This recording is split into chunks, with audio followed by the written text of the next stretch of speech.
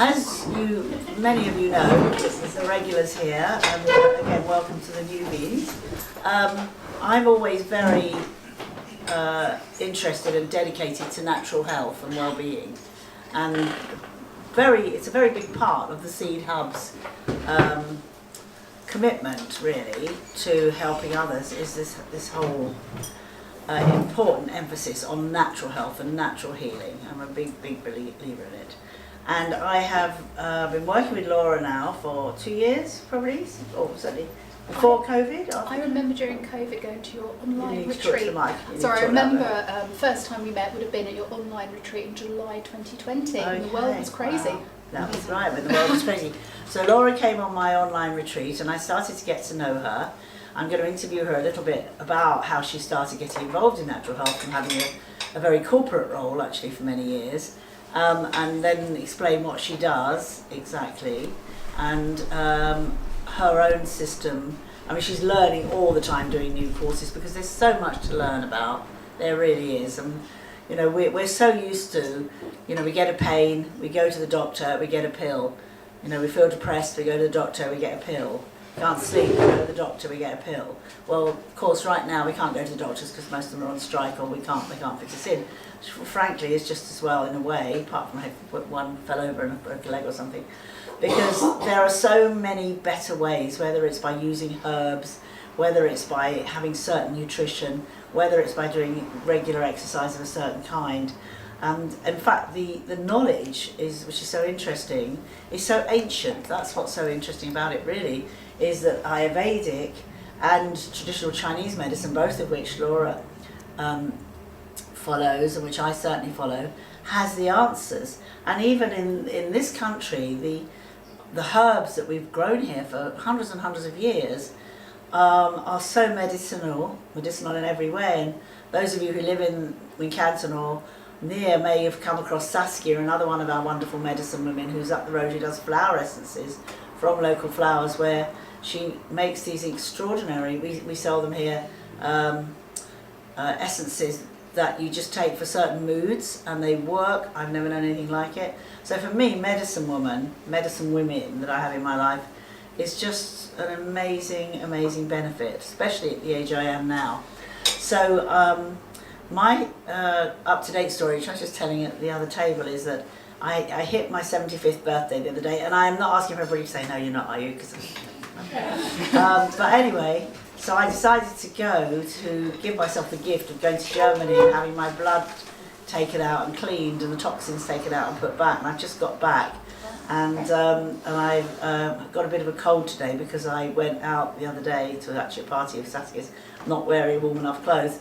And I've been receiving treatment from Laura this evening, which immediately puts me back up. So I sound a little hoarse, which I apologise, but my energy is right up there. And I've been working today with 8 young 18-year-old wonderful kids from Yeovil College that we mentor. It's a new group started today, and I mentor them on a regular basis, and I've been doing a lot of talking, and my energy's still good, which is helpful.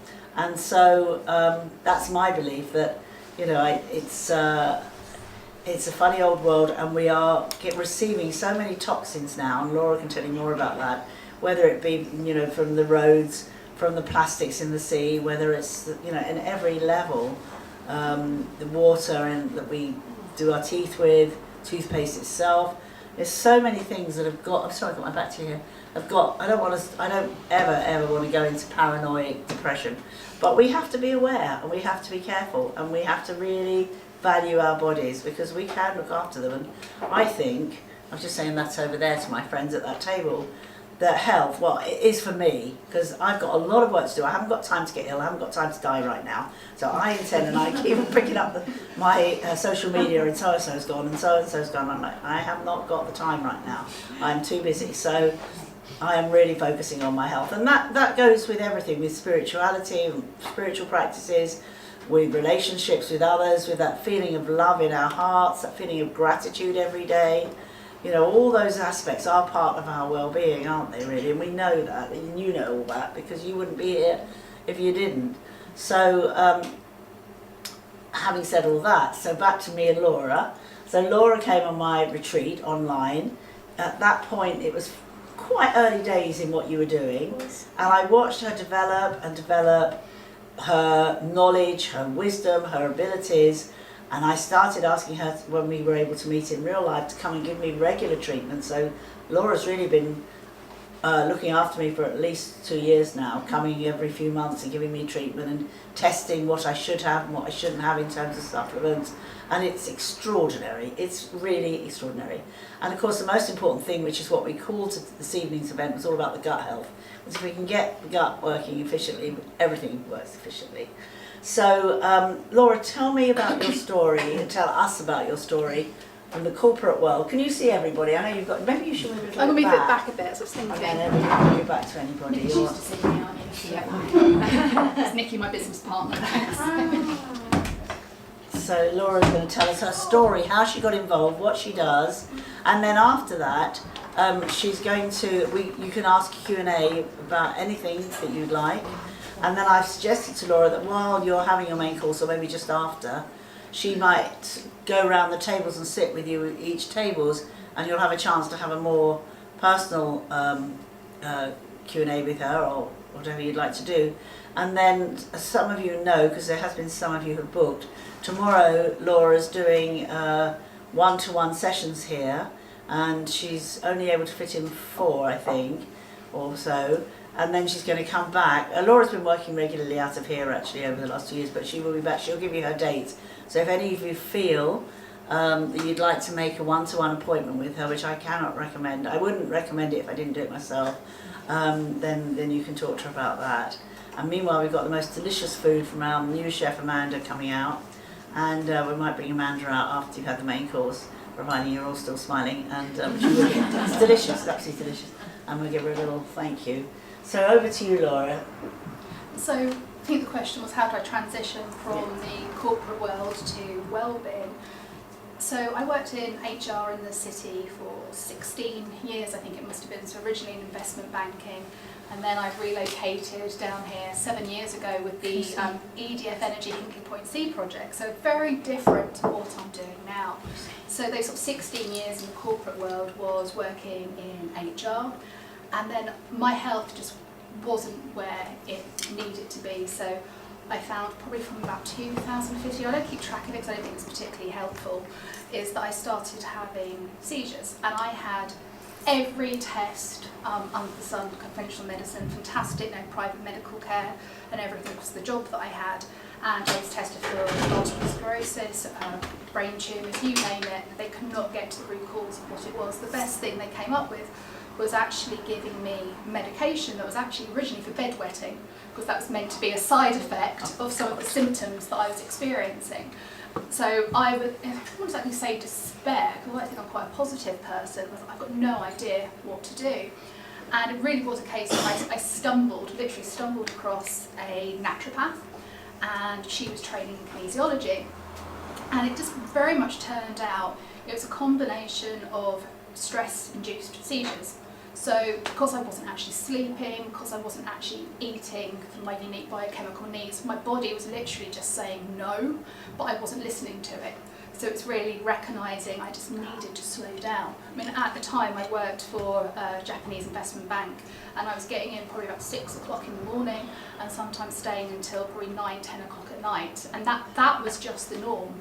And it's almost, I think sometimes having this burnout is like a badge of honour within the city, and I think particularly with women as well, there's that very much when that imposter syndrome kicks in, and this perfectionism, working really hard, and I literally fell into that trap. So I thought, right, okay, so what am I going to do? My health is now starting to improve. I can't make that transition overnight. So initially I just started to retrain as a coach, because it made sense working within HR, doing psychometrics, so personality assessments. And that's really where it began. So in 2016, I trained as a coach, and then 2018, NLP, hypnotherapy, and that's how I met Nikki. Nikki was actually my assessor in, must have been July 2019. And really the rest is history. But then what I realised, I was only getting so much change for my clients with hypnotherapy and NLP. But often people just weren't ready to talk, which is completely understandable. And then I sort of went back to my time working with a naturopath who's about kinesiology. I thought, oh, I know what I want to do. Let's have a little bit more of that. I was thinking actually, sorry to interrupt you, but does everybody know what kinesiology is, and have you all experienced it? Yeah, because I just thought it might be quite fun a little bit, well, to get a couple of people who don't know what it is to stand up and you could just do a bit of muscle testing with them to show what it's like. So okay, let's have a little think. Sorry, No, that's okay, I can absolutely do this. Laura also had to get used to dealing with me in my chaotic. She'd say to me, exactly what time are we, not about today, but generally, what time are we doing this? When do you want me to say about that? And I said, I haven't thought about it yet, Laura. So yeah, no, I'm not. she's learned to deal with my impromptu. So let's try to think how I can do this in a good. So ultimately, what kinesiology is, in my mind, it blends the best bits of traditional Chinese medicine, but also with almost chiropractic muscle testing, and it's a way of showing the body what it needs and doesn't need. So very loosely, each muscle in our body, roughly it's 44 muscles that I will test, not all at the same time, is linked to the meridian system within traditional Chinese medicine. So rather than putting anybody on the spot, is anybody comfortable to tell me they might have a not so happy gallbladder? Anyone? Or yeah? Would you mind being my? Yeah. Could you just take your watch off, please? How can you tell if you don't have I mean, I know because I have an issue So myself. typical things it would be, so maybe the liver might struggle a little bit. I'm not going to talk about, there's lots of classic symptoms, but I don't want to talk about them in the middle of the meal. So no one's going to thank me for that. But it could be things like maybe shoulder pain that you might experience. That'd be a typical thing that's nice and pleasant company to talk about. So what I'm going to do is I can just take your arm here. So this, what I'm about to do is a muscle test for the anterior deltoid. So this is the muscle you test for the gallbladder.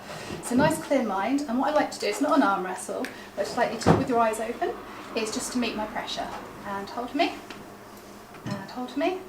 No, nothing. And hold for me. Okay.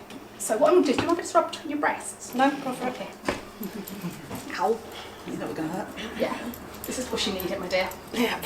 So what I'm doing here is I'm actually rubbing the neurolymphatics that are associated with the gallbladder. So the gallbladder is just keep down for me. That would be really miracle work to do that quickly. But just literally going to rub here, which is where the liver and where the gallbladder is. Now, what's a really nice, you right? Yeah, fine. Nice deep breaths. Yeah. Well, this is a nice little energizer for you as well. Yeah, it's Now, definitely doing that. with hands out, look, put your middle finger there. Now, this is probably quite tender. Do you mind to rub it? No, that's fine. So this is also particularly good if anybody has migraines as well. And the reason why often with the gallbladder, the meridian actually runs over the eye. So this is why you suffer from headaches and migraines. Yep. Yeah. Where is the gallbladder in the body? The gallbladder, so the liver's here, it's a tiny little, there. Stand here for me. So if you do that for headaches? For headaches, yeah. So it's literally just there. So where your middle finger would fall there. And also, so what you've actually got, so this is gallbladder 31 on the meridian system. Do you mind just taking your glasses off? No, of course not. Thank you. And the gallbladder 1 is just here. So again, it's another nice little thing to do. If you have like a migraine, a gallbladder attack, any support for the liver as well. So I know quite a few people that might have had a few too many drinks the next day, just rubbing these points will help. It's not a get out of jail free card, but it will help with like hangovers and a fatty Not meal. looking at anybody. Lovely. Can you put your glasses back on for me? And just arm up for me. And hold for me. So you'll see the difference. I'm not faking it, I promise. Oh, I've never met you before. No. And just hold for me. Lovely. And can you just put your arm in like that for me? Just twist it around. Now keep it into your hip for me. And hold. And hold. Do you have a sweet tooth? Yes. Right, I'm not going to keep rubbing you now, but that's this. So this one here is the latissimus dorsi, Yeah. and that's connected to the spleen pancreas. So again, if someone has a sweet tooth, that will be something. I just want to show that obviously you weren't staged with that. No, so no, that's no, how at you all. know around Yeah. that. And can I ask somebody who just keep it in for me?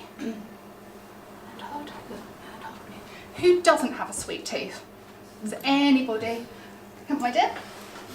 Are you finished? Just do one more time, very quickly. Oh, sorry. I need you as well. I'm considered very strange. So would you mind, I know you've never met Yeah. before, would you mind holding hands for me? Oh, I know what you're going to do. Actually, that's just 1 second, just double check something. Yeah. Right. So we saw how she's nice and strong beforehand. Now hold it in for me. Oh. Now let go of the lady there. Excuse me. And give it in for me. And now if you could hold hands again. Just in to me. In. Is that when pushing against you? Is that what you're doing? Yeah. So what's happening is because of the energy circuit, I'm actually testing Julie's spleen pancreas. Sorry, what's your name? Darian. As opposed to Darian's. So if I come round again, you'll then basically see I'm now back testing Darian's. And it wouldn't matter. I'm not going to, but I could get you all up holding hands now, and I'd still be testing whoever's on the end of the circuit. Wow. Very impressed. Thank you very much. Thank you. Thank you very much for that. So back to Laura and her training. Sorry. So that's okay. Where was I? So you were talking about you started learning that it was more than the biometrics, and it was actually you started doing kinesiology, just moving into the physical as well. So just recognising that people weren't ready to talk about some of their emotions, they were so stored in their body. That was another way of getting to it, very much that psychosomatic piece. So that was when I trained in kinesiology, so this would have been back in 2019, and then it literally just made sense to go full hog, study nutrition and naturopathy. So they're really much the core pieces that I do. So it's working with kinesiology, the somatic side to actually release emotions, find out what the body needs and doesn't need, and then also through naturopathy, it's very much using food as medicine. So what you may find useful here is Everett. Sorry, remind me. Darian, sorry. Is I asked Hamilton to put some cleavers in this water, and cleavers, particularly within spring, are fantastic for actually helping the gallbladder, helping the liver. It's a really nice They're herbs, way. are they? Yeah, absolutely. So sticky willy. That's all it Okay. is, and it's very much wherever herbs tend to grow, it's where we actually need them. And there was a famous early naturopath, and he had commented that, again, recognising how medicine was going with germ theory and everything else, that people only took herbs, they'd be able to do everything for their health. And he said his famous name was a German naturopath. He was a father called Kinesiologist, and he said that basically people are dying if only they were to take the herbs that grew on their grave. And the herbs that grow on graves would be the ones that people need. To keep them alive. Yeah, That's amazing. and so this is why, particularly in spring where we are now, so in traditional Chinese medicine, it is the time of the wood element, the liver, the gallbladder. So it's a perfect time to start nourishing that if you want to do something about it. But then equally, with sugar, that would be more when we actually move into probably more late summer, in fact, which would traditionally have been the earth element in traditional Chinese medicine. So it's really important to kind of, any healing that you do need to do it in line with the seasons. Yes, and that also works with the foods as well, to have seasonal food, and even the colours of the food are very relevant to whether it's the wood season or earth season.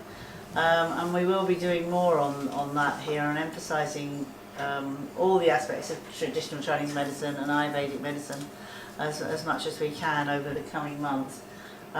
So now you work a lot with babies, you work a lot with children. I do.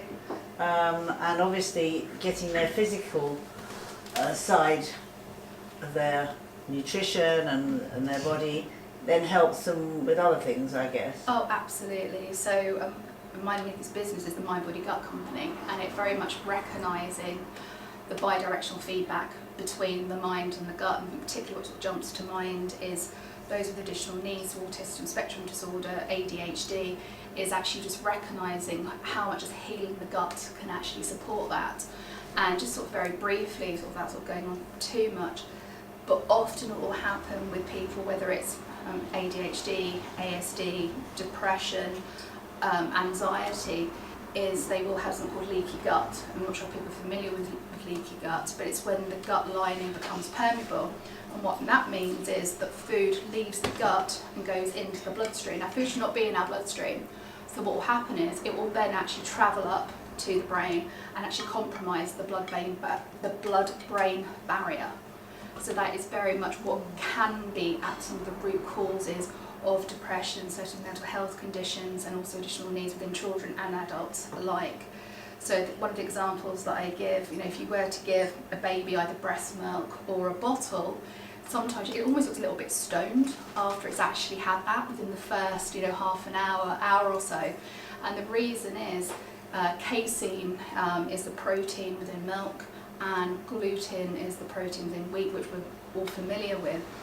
And so, for example, when gluten is actually heated, it turns into gluteomorphine, and it has exactly the same impact as if you were to have morphine, which is often when I people... did not know that. Yeah, and so that's often why people, particularly, you won't necessarily feel pain if you actually have a reaction to gluten, because what's happening is this gluteomorphine is going to Numb you down. numb you down.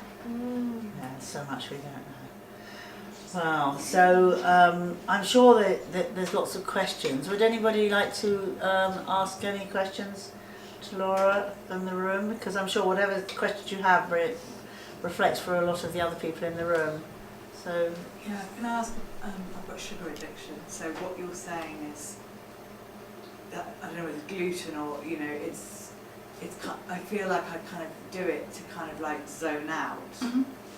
Is there a cure for sugar addiction? it's a comfort thing for sure, and it must Yeah. be some kind of chemical reaction, is it?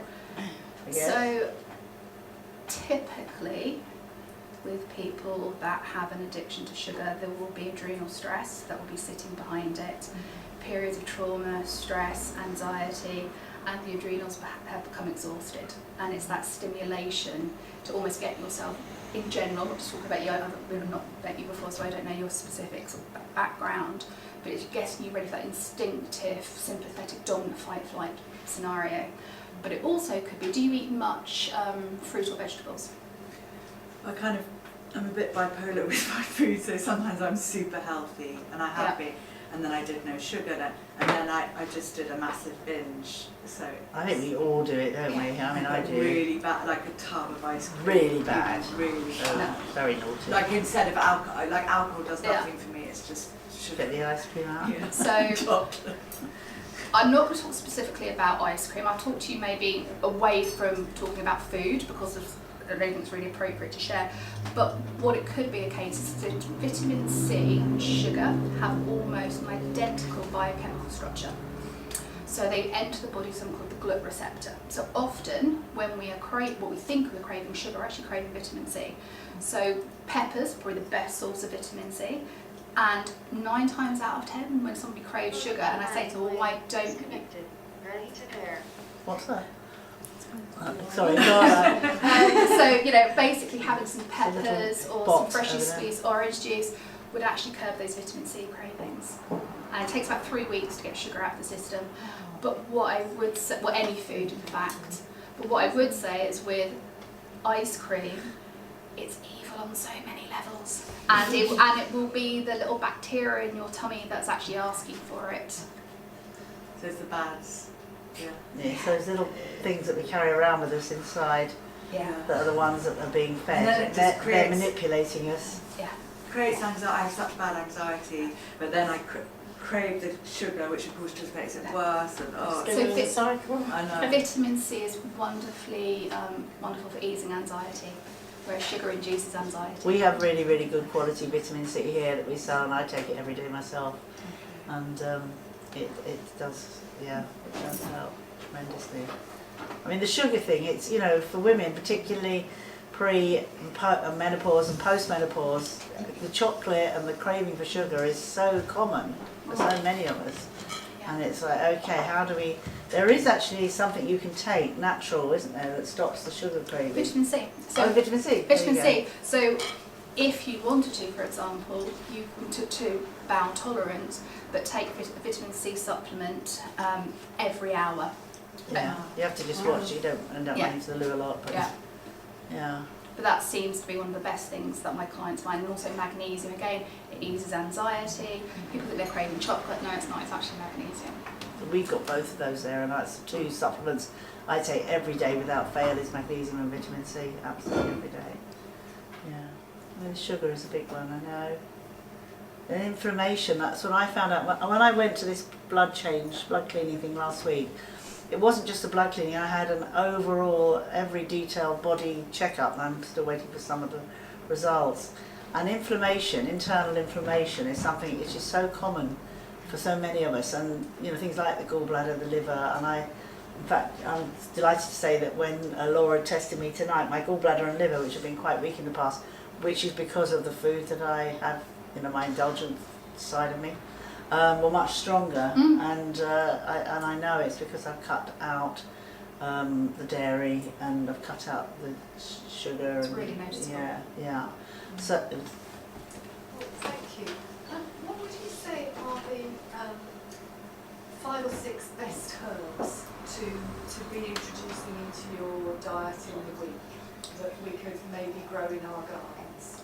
For what reasons in particular? Okay, for me personally, with a health issue for me currently is poor sleep and constipation. So Again, so common. So common. So that's a very common pattern together. So what would happen is, just very quickly, right, so there's something called the tryptophan pathway.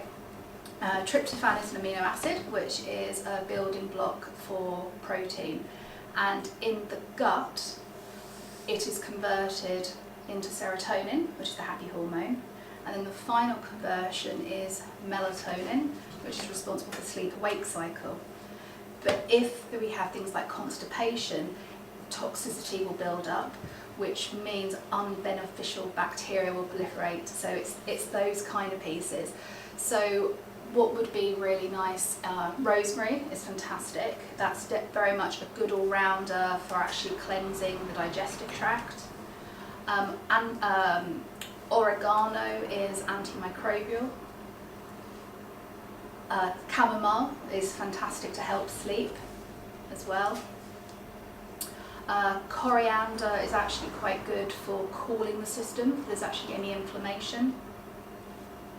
And things like cleavers, nettles, dandelion, again, is very good just for cleansing the liver and any toxicity that's likely to be present due to constipation.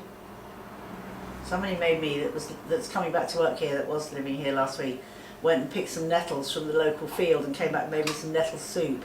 She put oatmeal in it. I don't know quite what she made in it. It was so delicious. I've never had that before, nettle soup.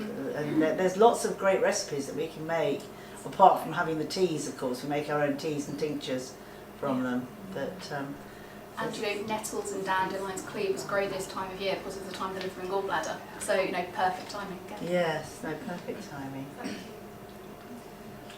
Is anyone else? Sorry, for these herbs to have an effect, what sort of quantity are you talking about? How much have you got out? That's a very good question. What was the question? The quantity. Oh, the quantity of how much you take. If you just had a tea with some of the things you recommended in. If you probably 3 to 4 times a day, just a very gentle herbal infusion would be a nice way of doing it. It would still be effective. Yeah, no, absolutely, because it's actually a cleanser. And again, drinking 2 litres of water as well is fantastic when it comes to constipation, because what happens is, if our body is dehydrated, water is actually diverted from less vital organs to more important organs. So for example, if you were to look at the metal element in traditional Chinese medicine, the colon sits at the bottom, then it's the skin, then it's the lungs, and then it's the mind. So these other areas, well, the water needs to go somewhere else, because of course our mind needs water more than what our colon does around that. So it's not just the infusions itself, it's also getting water. So a linseed tea is particularly good for constipation, for example, because with linseed tea it contains water, but it also contains omega-3, which is what we need for hydration. So really, anything, not to go too overboard with it, of course, because otherwise your liver will go into auto detoxification, which would be too much. But yes, just literally you'd be drinking normal tea and coffee, hopefully not, but Or warm replacing water. it. I mean, every Yeah. time Laura tests me, she says you haven't been having enough water. She immediately can tell I'm dehydrated, and that's one of my biggest problems. So I now, what I'm drinking here is just warm water rather than cold water, which doesn't quite work for me. And we can give you any warm water if you like, or there's an urn in the room through there. And so I have the warm water, and if you want to then put herbs in it, I've got lemon and ginger in mind, and honey. Just keep having that all day, and Yeah. kind of works. Yeah, absolutely. And have it in salads as well, soups. Because we're made up of so much liquid, and our brains as well are made up of water. I can't remember the percentage. Is it about 80% of our brains? We are 70% water, but it's exactly the same percentage as what the planet is water. And it very much goes back to when we was these single cell organisms of the potassium in a sodium ocean, and our body responds accordingly based on our electrolyte balance. Yeah. Yeah. Brilliant.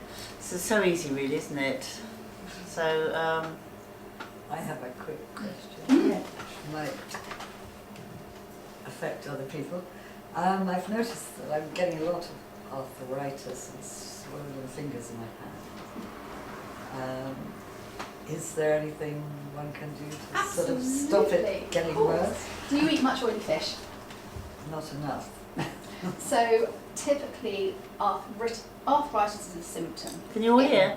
So arthritis is a symptom. It's not actually a disease. It's actually what's going on behind that. And typically it will be inflammation. And some of the best things to do to reduce inflammation are omega-3s, particularly because omega-6s are pro-inflammatory, and inflammation is good. Inflammation is basically telling us there's a problem. It's alerting you that you need to do something. That's how clever our bodies are. And then omega-3 will actually reduce the inflammation. Antioxidants, so vitamin C, also turmeric. All of these potentially maybe limiting some of the nightshades, but it's very much getting those. So, for example, if you had a bit of a creaky door, you probably put some WD-40 in it. So it's exactly the same thing. And also topically, you can also apply it to your joints as well. Again, I'm not just trying to do an ad, but we have this CBD hemp brand here that that you spray on aches and pains. We've got either a hot one or a cold one, and it's still, you have to change everything that Laura said, but in the short term it takes all the pain away. It's quite extraordinary. And water. And water, yeah. Yes, I definitely don't drink enough.